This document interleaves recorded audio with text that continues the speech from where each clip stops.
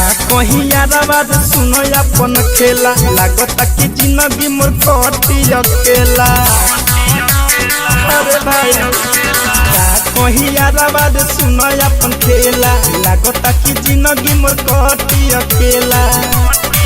ये सोची सोची बतिया हम बानी बेहाल में अब दाद चलावे के पड़ता के बारात में अब दाल चलावे के पड़ता मालावा के बारात में।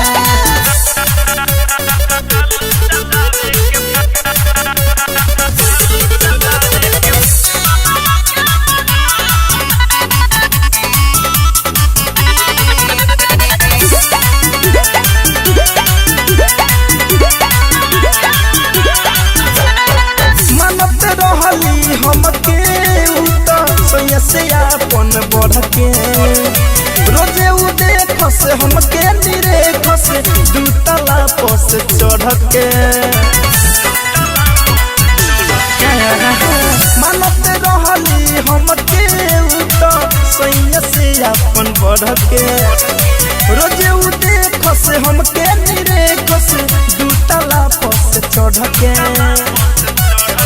होई सीखल सब पीतल बाटे ओ करे ही साथ में अब दाल चलावे के पड़ता मालावा के बारात में अब दाल चलावे के पड़ता मालावा के बारात में।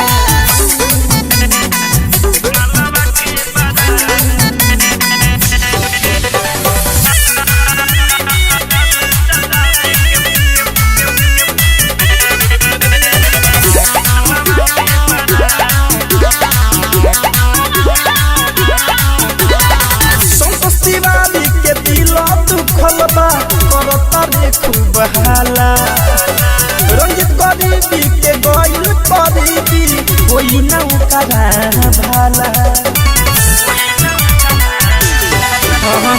संतोष तिवारी के दिल दुखल बा करता रे खूब हाला सुगम राजा के गइल गरीबी कोई ना उकरा भाला। भमंड धड़कन बाबे भड़कन छोड़ जाता बुरा हाल में अब दाल चलावे के पड़ता मालावा के बारात में अब दाल चलावे के पड़ता अरे मालावा के बारात में।